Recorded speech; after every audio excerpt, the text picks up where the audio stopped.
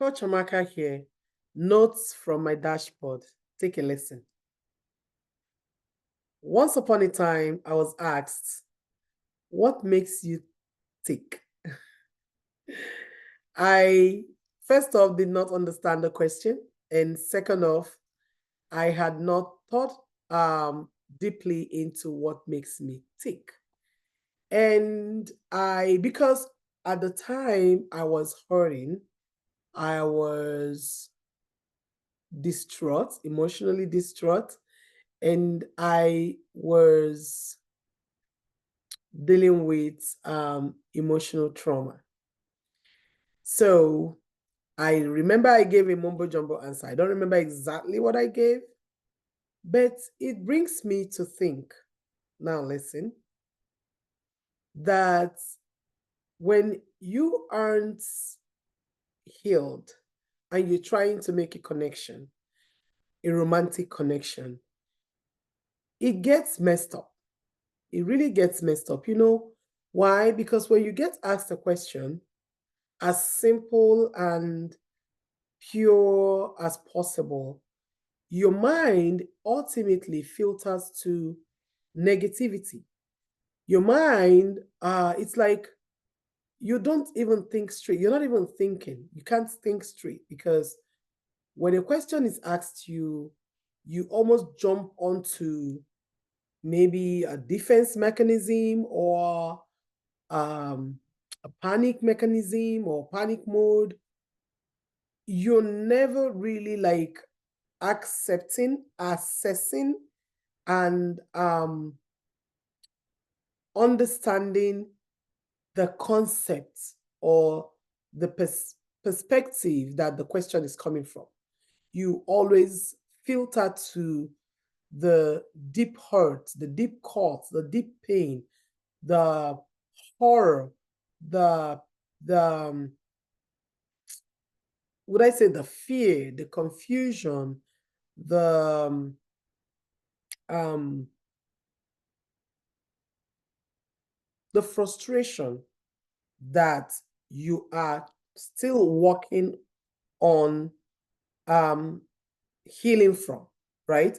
You're working on your healing, hopefully, and you get asked a question. It's a simple question, it's direct, it's pure, and it's a question of getting to know each other.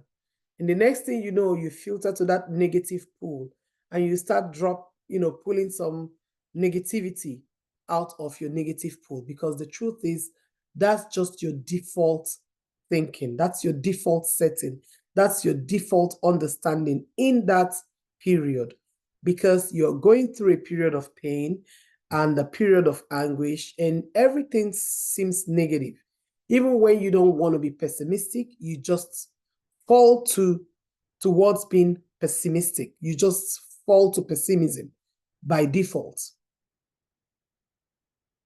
And that I have written, one reason why you should not enter a relationship after a breakup from a long relationship is because you are still, you are still working on layers of pain that needs to heal. And you have resentment, you're frustrated, you are processing a lot of anger. And when all these don't get processed properly, you're not able to articulate, meaningful conversations. You are not able to articulate meaningful conversations with your partner or your to-be partner. When a relevant question is asked, you don't know how to respond to it. Despite your best efforts, you might still give the wrong or odd or weirdest response. Does this speak to you? Do you know someone that this speaks to? I won't even say, do you know someone? Yeah. I can say that. Do you know someone that this speaks to?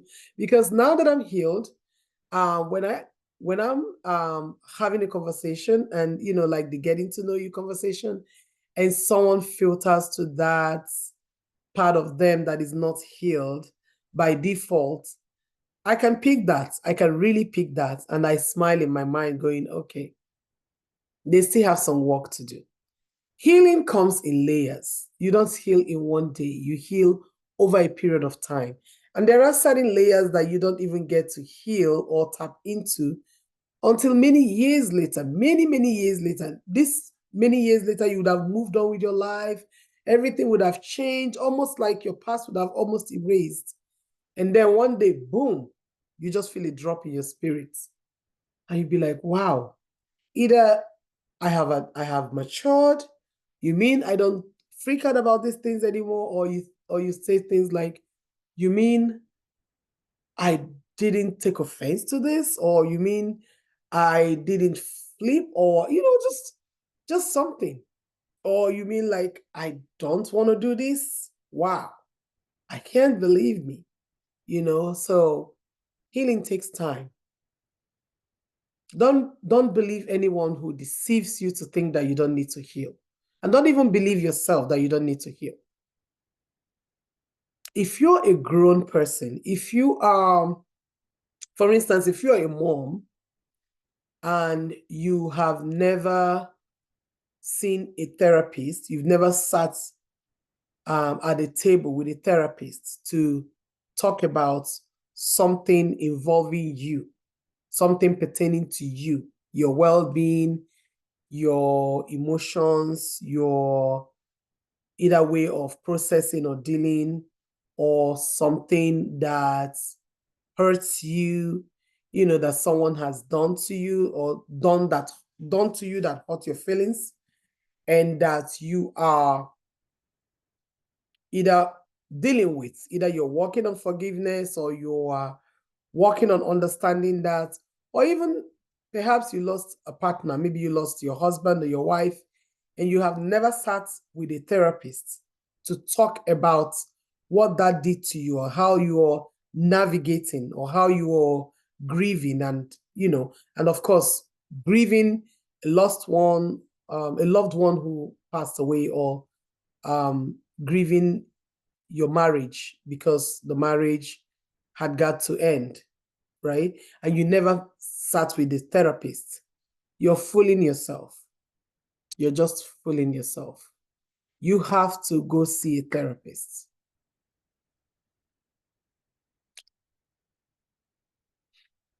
That's all I can say. First, you have to see a therapist, and then you have to enroll for healing coaching.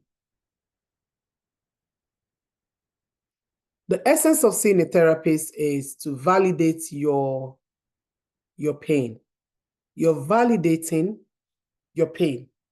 Your pain can be the grief, it can be the confusion, it can be the mindset, it can be the maybe physical pain, physical hurt, it can be the emotional stagnation or emotional horror or emotional wound.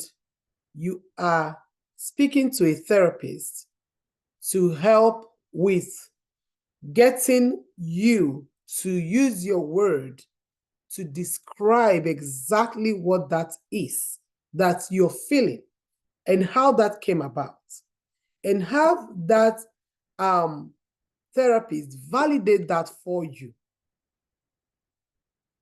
ensuring you the importance of you being honest with yourself, with your emotions. And now, when you want to heal, transform, alchemize, come to a healing coach. When you come to a healing coach and you haven't sat with a therapist, the healing coach would actually believe you're BSing. You actually maybe think that the healing coaching is just a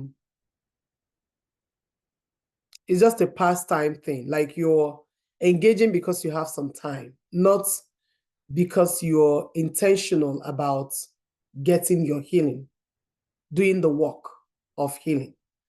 But when you meet with a therapist before meeting with a coach, the coach knows you are self-aware, Your wound has been validated. You don't want to carry the burden of this wound. Yes, it's an emotional wound, but it still weighs heavy, maybe even heavier than a physical load. You no longer want to carry it.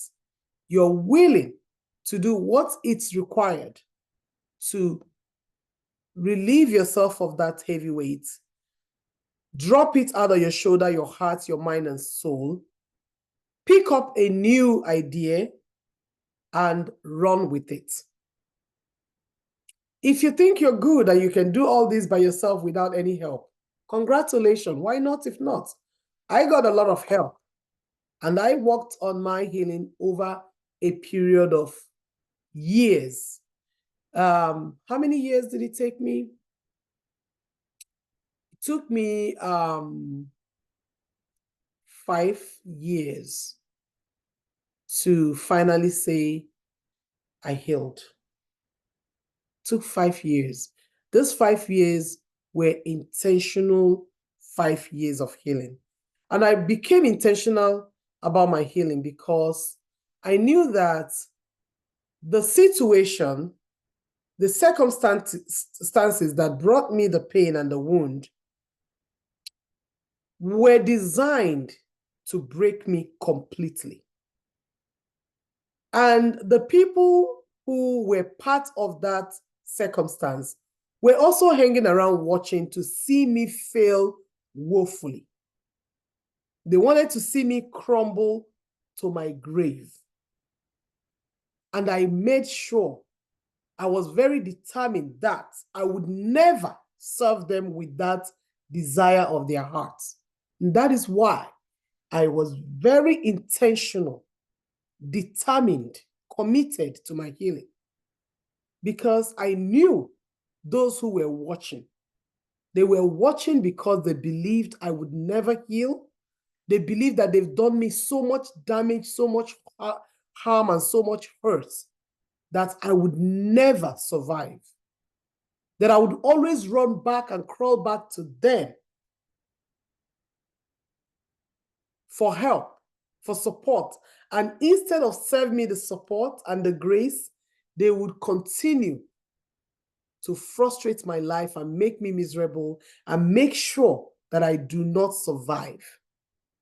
So that they would prove the point that I couldn't survive on my own, that I couldn't be okay, that my choices were wrong, that my mindset was faulty, and that I would never amount to anything of grace and value. That's why I made sure that I would heal, and I would heal in their presence, and I would stand to celebrate my healing and to talk about my wellness and my wholeness and my transformation and my alchemy. So I am feeding you this because I have been there, experienced that, done that. If you don't need anyone to help you, congratulations to you. The truth is, the healing is a grace you give to yourself, is a gift you give to yourself. It's not a gift you give to anybody else. When you healed for you. And when you heal, for me, I stopped taking offense to what people do. I already know them for who they are. People are betrayers. You can do everything for somebody and they turn around and betray you.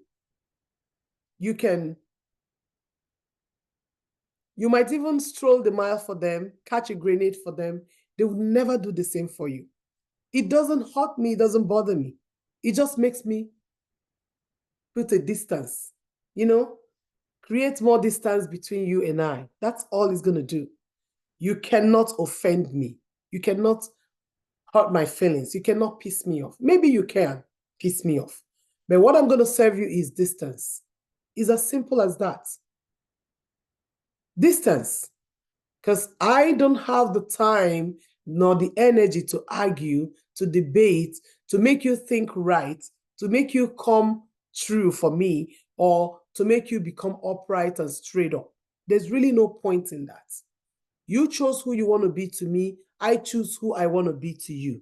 Simple as that. You rock with me, I rock with you. You rock away from me, I stay away from you. Simple.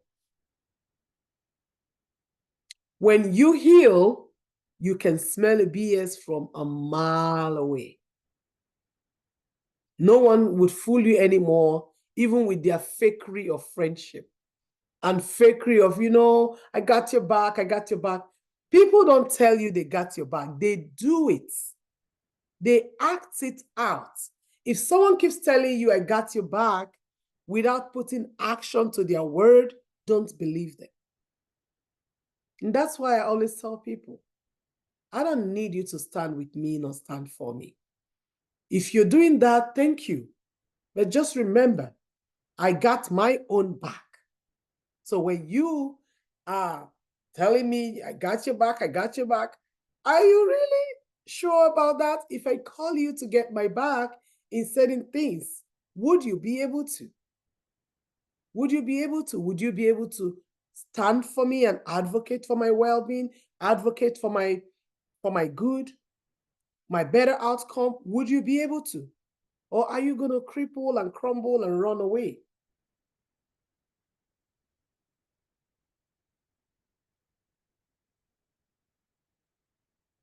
When you get healed, no one can make you feel small anymore. No one can make you feel less than yourself anymore. No one can deceive you with I love you when it's not real and genuine. No one.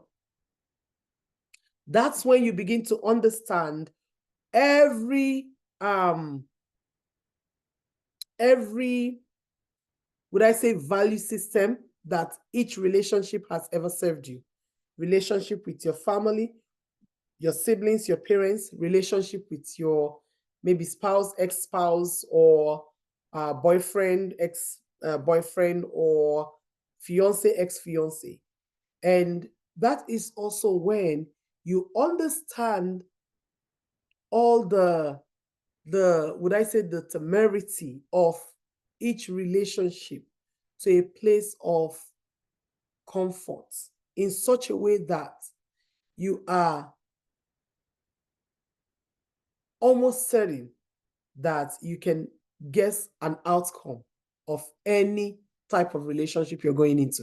And that is also when you begin to accuse the right folks of how they have lied to you, deceived you, led you on, and either you also take accountability for how you let yourself down and how you allowed someone to condescend you, and you continue to forgive and continue to allow and continue to condone things that are not good for you, that are not right for you.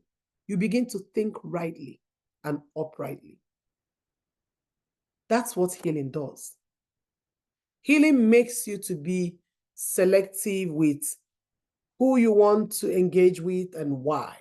And, makes you to love yourself so much and love your peace so much and love your me time, your private moment so much that you can do without anybody. You can do, it's like you're your own best friend. I've always been my own best friend. I read a lot of books. I read a lot of magazines. I remember I read a lot of soft sell magazines back in my high school days, Mills and Booms, and all those fictitious romantic stories of all kinds of things, even the scary ones, and all of, like great imaginary stuff. And I use those things to like entertain myself, entertain me.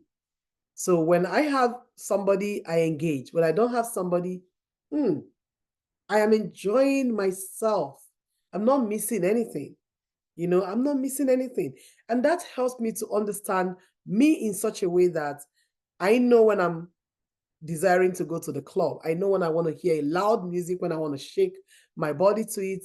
I know when I am craving to get a sip of, a sip of something, or a drink, or just a nice hangout. And when I need to go on a vacation, or when I need to get on the plane and fly to somewhere I've never been to before, right? So you become so self-aware that you know when it's the right time to pick up a book and read, the right time to take a nap, the right time to meditate, the right time to make a call, the right time to decline a call. That's your call. You see, when you heal, you become your own truest or most authentic self. No one tells you who you're not. You tell people who you are, you believe who you are for who you are, and you manifest that grace in such a way that it's undoubted and unapologetic. And I hope you heal. And I hope that you are inspired to seek your healing, to speak to a therapist, to enroll for healing coaching, and to get to where you want to get to mentally, emotionally, and materially, socially, psychologically. And you get to celebrate because it's one life to live and it's all yours. And remember, I keep telling us, we are given one lifetime to live 10 different lives. So, yes, be the hairstylist, the fashion designer, the IT professional, the sales agent, the real estate sales agent, the whatever, the correctional officer, anything. Be anything and everything you can be in one lifetime. If Vicky James can do it, if I can do it, so can you. Love and light.